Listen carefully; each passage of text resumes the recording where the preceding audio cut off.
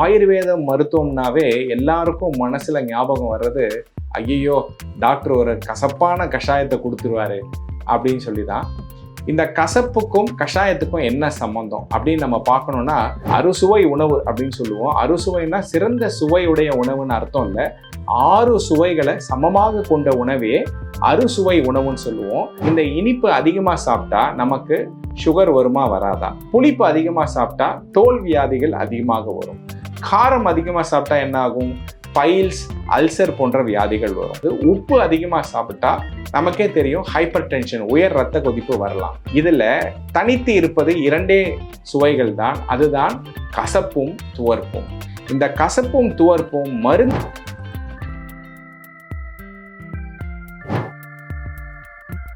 பூங்காற்று நேயர்களுக்கு வணக்கம்.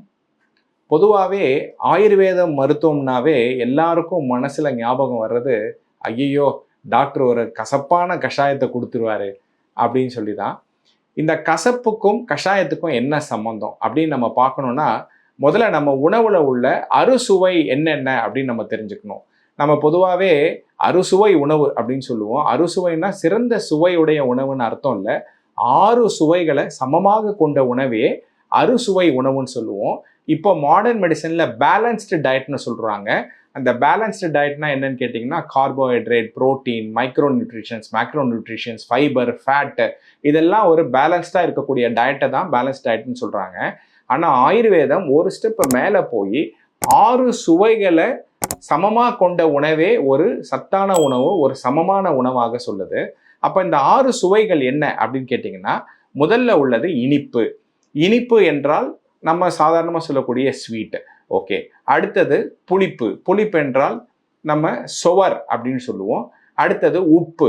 உப்பு என்றால் சால்ட். அடுத்தது காரம். காரம் என்றால் ஹாட் அப்படின்னு இல்லை ஸ்பைசி அப்படின்னு சொல்லுவாங்க. இதுக்கு அடுத்த 2 டேஸ்ட் தான் ரொம்ப முக்கியமானது. அதுதான் கசப்பு மற்றும் துவர்ப்பு. இதை ஆஸ்ட்ரிஞ்சன்ட் அண்ட் பிட்டர் அப்படின்னு மாடர்ன் மெடிசன்ல சொல்லுவாங்க. இதுதான் ஆயுர்வேதத்தில், சமஸ்கிருதத்தில் மதுராம்ல லவணம் கடுதிக்த கஷாயம்னு 6 சுவைகளாக சொல்கிறோம்.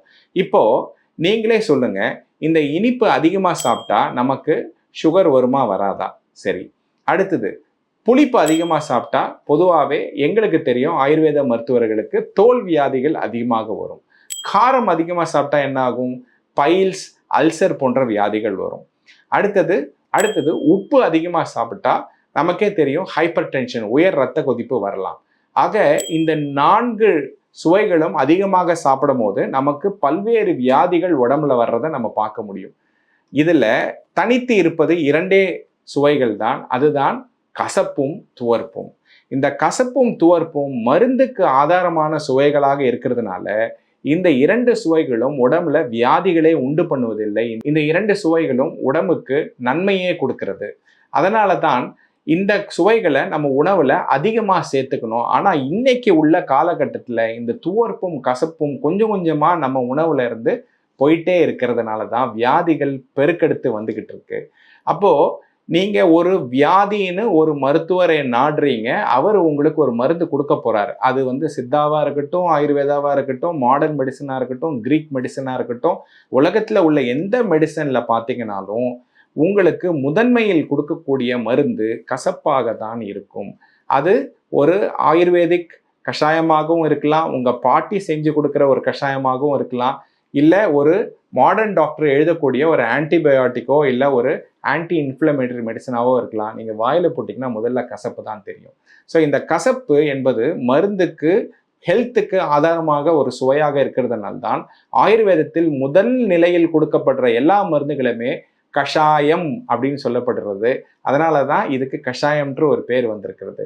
ஸோ இந்த கஷாய ரசம் ஆகிய இந்த கசப்பு சுவையை நம்ம உணவில் அடிக்கடி சேர்த்துக்கும் போது பின்னால இந்த கசப்பு சுவையே நான் மருந்தாக பயன்படுத்தணுன்ற ஒரு ஸ்டேஜே வராமல் பார்த்துக்க முடியும்.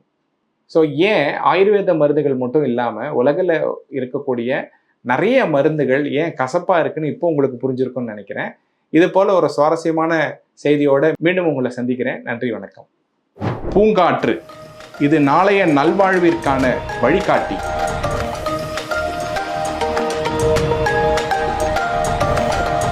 எங்களோட வீடியோக்களை பார்க்குறதுக்கு பூங்காற்று சேனலை சப்ஸ்கிரைப் பண்ணுங்கள் அண்ட் ஃபாலோ பண்ணிடுங்க.